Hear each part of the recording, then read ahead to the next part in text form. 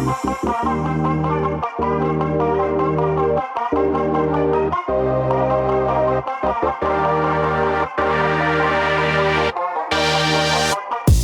and welcome back to the When Sunday Comes podcast, a podcast that aims to get into the heart of women's football and hosted by myself, Graham Falk. Today's guest needs little introduction, but she will get one. She's been one of the stars of this season's WSL and has received deserved international recognition with her first call-up to Sarina Wiegman's Lionesses squad in October. I'm sure you know who it is, but welcome to the show, Jess Park. Jess, how are you doing? Are you all right? Yeah, good, thank you. How are you? Yeah, getting by. It's cold in Scotland, so not great. I'm staying indoors, but trying to keep the heating off. Much better here. I ask the same question at the start of every single podcast, so I will begin with the same question I always do. How's your morning been? Your early afternoon? You had a good morning? Yeah, it's been good. I've trained already. Had a nice dinner. Can't really get much better.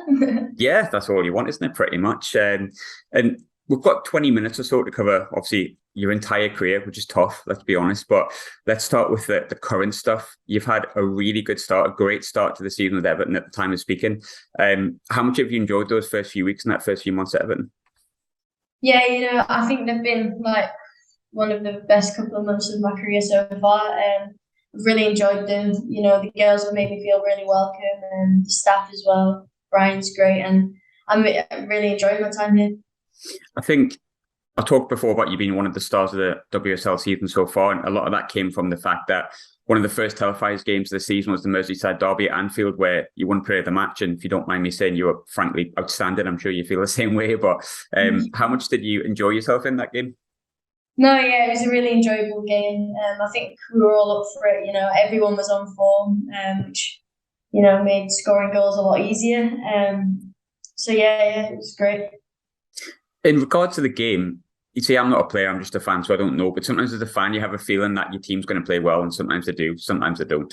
As a player, did you you're always up for a game, but did you know you were going to have a good game that day the minute you came out the tunnel? Did you just have that feeling? I mean, I knew what I needed to do. I think the whole team was up for it. We just literally just wanted to get out there as soon as we got to the stadium. And I think we were all pretty ready for the game, and I think we showed that in the way that we played. I think obviously when you first went on loan to Everton and stuff like that, there would have been other clubs that would have probably been interested in you for obvious reasons, but it's worked out really well. You seem to have fit the team really well. Brian's obviously got you playing some fantastic football, but for you, what made Everton the right choice? Obviously, you know why now, but what made you feel like Everton was the right choice at the time? I feel like between, Everton and City, we've had a lot of players, and like come and go, and there's been some really good information passed to me, and I think just for me, like Everton was the one that stood out, the one that I thought would make me feel welcome, make me feel confident, that they're a very people's team. So I think it was that for me that really made me want to come here. It's interesting you mentioned about being like a people's team. I 100% agree with that. I've got a lot of time for Everton as a club. I think attendances have risen across the WSL and across the whole of Britain, really, up here in Scotland as well, because of the success of the Euros. Let's not deny it. But I was at the game against Leicester, which I think it was a record attendance at the time. And obviously, Walton Hall Parks had great attendances. You had a great away following at Anfield, which feels brilliant to say. Segregation at a WSL game, how fantastic is that? But how enjoyable has that been for you, playing in front of the big crowds and consistently big crowds at Everton and also home and away? Yeah, I think it's been unbelievable. I think we've had some tough games, and sometimes like that confidence that the crowd gives us has actually helped us, win the games at the last moments. I think that attendance, is just brilliant for women's football in general, and obviously great for us playing in front of them. How different does this season feel from a WSL perspective? Obviously, you're still really young, but you've played in the WSL for a number of seasons. You feel it as a fan, but as a player, can you feel the difference in not just the media scrutiny and the things that go with it, but the fans having like real interest and real passion for it? Yeah, definitely. I think there's a lot more talk around, women's football, and like us personally at Everton, like there's so much support. So I think, it has been better and it has changed. And I imagine you're getting that thing in Liverpool at the minute and around obviously in Merseyside where you're getting recognised in the street. I mean, I spend a lot of my time in Manchester, I've got to say. So I'd have to see if I came down here. But you still get it in Manchester, well, to be fair. It's been a great start of the season, as I said before, and I think we can't miss out the fact that obviously you were called up to Sarina's squad, only a second squad after the Euros. It feels like a really obvious question to ask, but I kind of have to. Can you talk me through obviously your feelings from the minute you got called up, you got that call, to the training, to like the match day itself? Because I was at the America game and we've seen what the atmosphere was like. It just carried on from the Euros, but you've probably gone from fan to being involved with it. So what was the entire experience like from getting called up all the way to obviously getting to the game? I think it was just like pure excitement, like constantly. I don't think there was any moment where I wasn't excited, whether it was, training with the girls or like having a social with them or like going down to the match after the match. Like just everything was just so exciting. It was just a brilliant experience in general. In terms of the call up itself, I think a lot of players say they don't know until they actually get the phone call. And like as a fan, you're like, oh, I don't know if I believe that 100%. But I believe that you kind of didn't realize it until you received that call to say, by the way, you're in the squad. Was that right? Yeah, no, I had no clue. I wouldn't have guessed it. Like Sarina called me and I was just like, oh yeah, Sarina, hello. And then she told me and I was just like shocked. I was like, oh, like really excited, a little bit nervous, just couldn't wait to get started. And I can imagine you've had it yourself. You've walked into big dressing rooms, obviously Everton, you've walked into the Man City dressing room. You've had those first experiences of walking into a dressing room with really experienced people, walking into a dressing room with a national squad that have just won the European Championships. There's actually not many people that know that experience, you and maybe a couple of other players.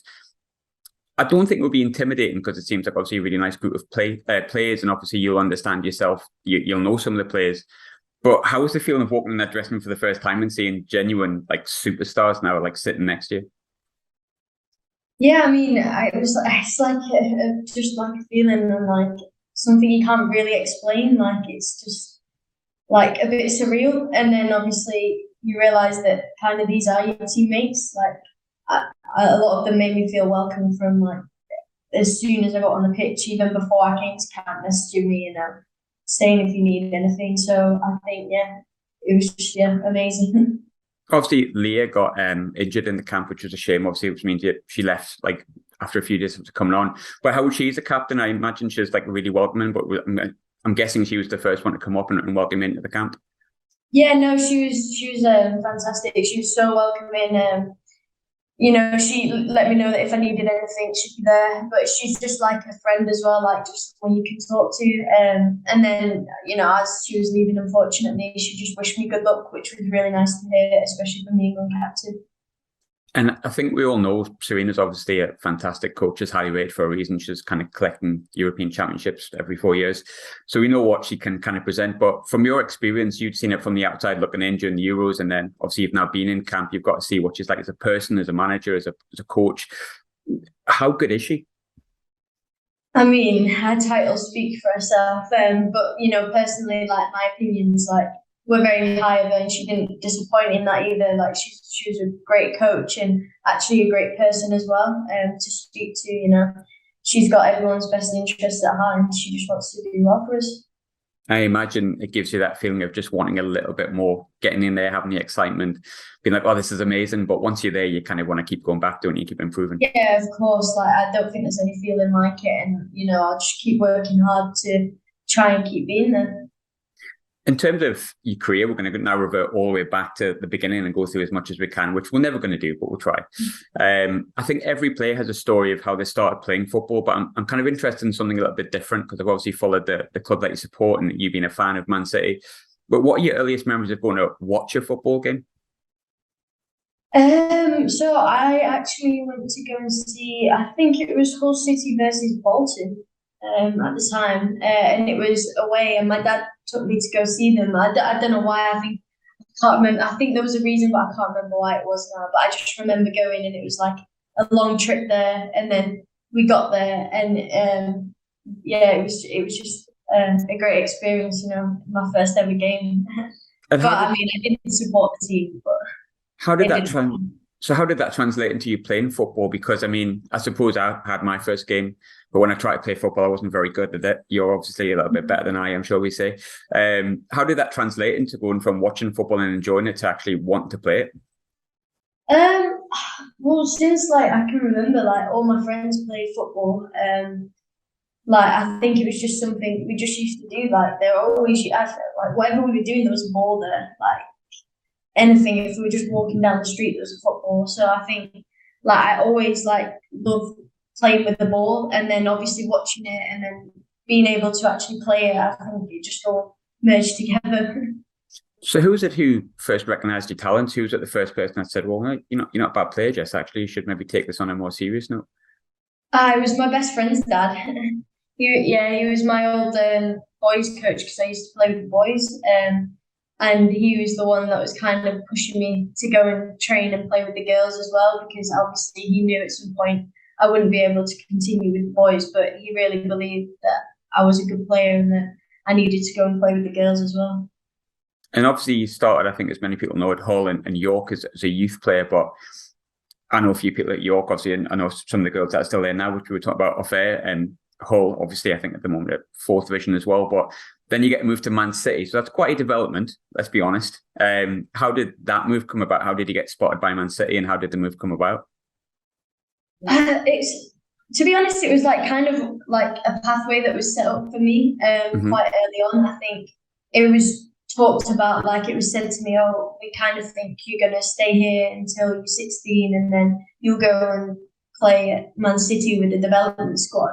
And it was kind of talked about quite early, so I was like, yeah, okay, it like probably won't happen. Like I just focused on my football, and then all of a sudden I got a bit older, and then it was like, no, like this is going to happen. Like go and have a look around the place and the stadium and things like that, and see if you think you'll fit there, and if you're going to like it. Then all of a sudden I was at Man City. It's an amazing setup as well, let's be honest. It's a fantastic place to go into. But before obviously you went there, I imagine that there was people when you were really young, like 12, 13, 14, that had a real impact on your career. Who were the coaches that maybe people won't realise had a huge impact on your career? I definitely say, my school teachers, my school PE teachers, from primary school to secondary school, they always made it so that I could play, whether it was with the boys or the girls. I could always play football when I was at school. I think they were massive, in my development, but not like only that. Every single person at York RTC when I was there, they always had the best interests for me at their heart, and they always put extra sessions on. They always, gave me extra like plans and things like that, just to help me do the extra 1%, that would push me to get me there. So I think it was, all of them put together, like their belief in me, to be able to go on and do it. I think when you look during your time at City, there's obviously loads of players there that have got like bags of experience that naturally going to absorb from like a sponge. I'm guessing it's the way it is. But putting the question to you, in such an experienced dressing room, being such a young player, which of the City players, either ones that still play there, ones that have maybe moved on since, had like the most impact on you as an individual and were the most helpful, shall we say?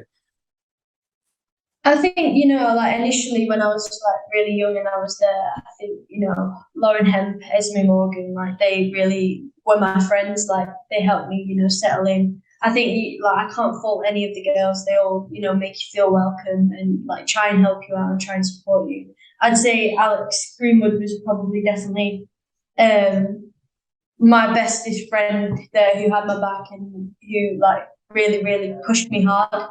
And I think, she really helped me in developing into the player that I am now. It's interesting you mentioned Esme there before. Was that quite a weird feeling if you're close friends to be in the squad at the same time? I know Esme's been in before, but obviously she's not been capped until then. I don't think it was a weird feeling. I think it was just like a proud friend moment. I was really proud of her making her debut, and I'm sure she would be for me if it was to happen. Absolutely, I'm sure it will. During your time at City, there's so much stuff I could go through, and I don't want to take up too much of your time because I know you're busy, but I'll put this question on to you instead. So you've got FA Cup finals, assistant FA Cup finals, all sorts of stuff, but you've made, over 50, 60 appearances for City. During your time at City, what do you class as your highlights so far?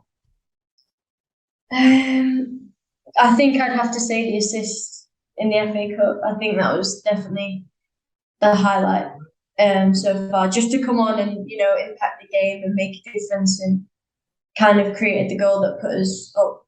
I think that will always be a special moment. Can you ever prepare yourself for that? Obviously, playing at Wembley is massive. It's the pinnacle of, especially an English player's career, I would imagine. But obviously, you came on, like you said there. Can you ever prepare yourself for that? Like coming on and making that impact?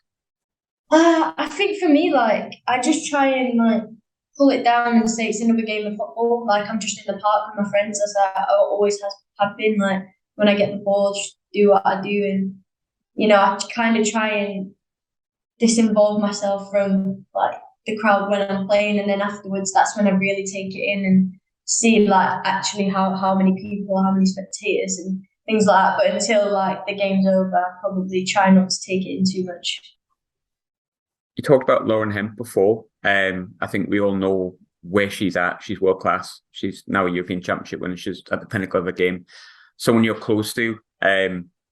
Similar positions to yourself, maybe different sides. Obviously, Lauren can go both ways. You can go both ways.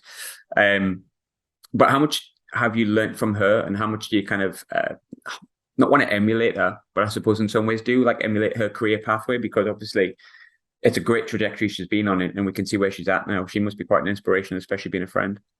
Yeah, definitely. I think just in the way she plays, like all them sort of like, the dribbles and drives and stuff like that, like I can use in my performance, and watching her from the bench, like at City and things like that. Like I definitely have watched her a lot, and what she does and how she makes it hard for defenders. And I think I've tried to put a little bit of that into my game, where I can improve on things.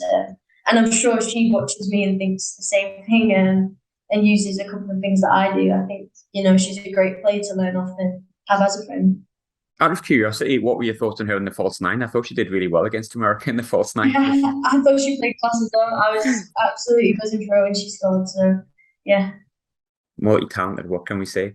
I've got 2 more questions for you. The last question's always the hardest one. I think it's quite easy, but everyone else thinks it's really hard. So I'll let you make your mind up on that one. But second last question, hardest player you've ever come up against? Hardest player I've ever come up against? Oh. I probably would say like someone from my own team, like back when I was playing at City. I'd probably say it was Demi Stokes, to be fair. I think she's a really difficult left back to play against. I'm comfortable with Demi Stokes because she went to the same school as me. I'm a little bit older than her by quite a few years, but we went to the same school, so I'll take that one. That's not too bad. And this is, like I say, the hardest question. Apparently, it's my favorite one. But using only players that you've played with, what would be your ultimate 5-a-side team? And it's up to you if you include yourself. You can or you can't, and you can have a goalkeeper or you can play rush goalkeeper. It's all your choice. That's a hard question, isn't it? Oh, how am I supposed to even answer that? Like, I've played with so many great players, like a ridiculous amount of great players. I'm definitely not in that team.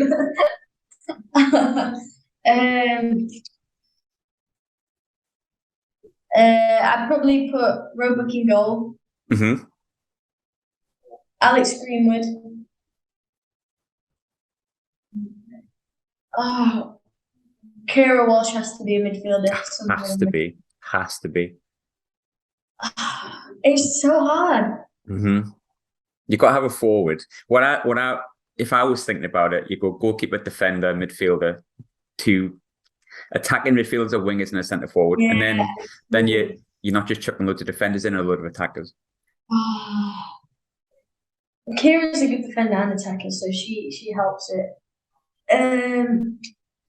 Up front, I think Hempy. Mm-hmm. Speed, plays the false 9. And